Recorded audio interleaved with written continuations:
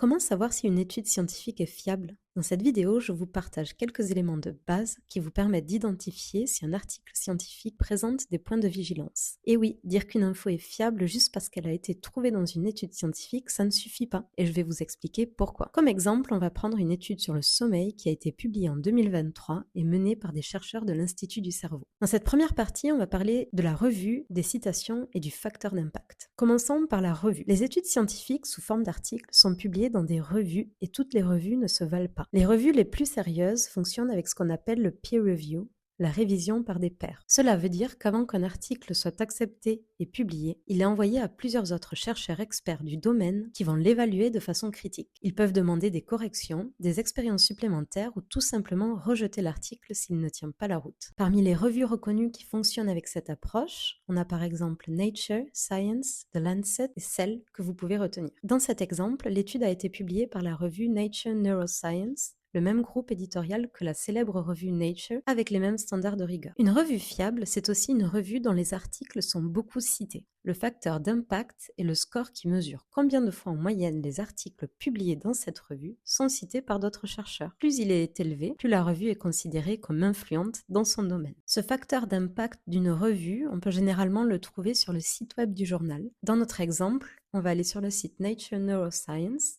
dans Journal Metrics, et c'est là qu'on va retrouver des informations dont le facteur d'impact. Ensuite, on a le site Simago. C'est une plateforme qui va un peu plus loin. En bref, dans leurs évaluations, ils prennent en compte le fait qu'être cité par Nature ne compte pas pareil qu'être cité par une revue peu connue. Dans notre exemple, Nature Neuroscience est classé Q1, top 25% mondial dans son domaine. Revenons donc à notre étude. On voit sur cette page qu'elle a été téléchargée 34 000 fois et citée 52 fois, ce qui est solide pour une étude de 2023 sur un sujet spécialisé. Voilà, dans cette première vidéo, on a pu parler de la revue dans laquelle une étude est publiée, ainsi que de l'importance des citations et du facteur d'impact. Et dans une partie 2, on pourra voir le sujet des auteurs, des institutions et des financements. À très vite!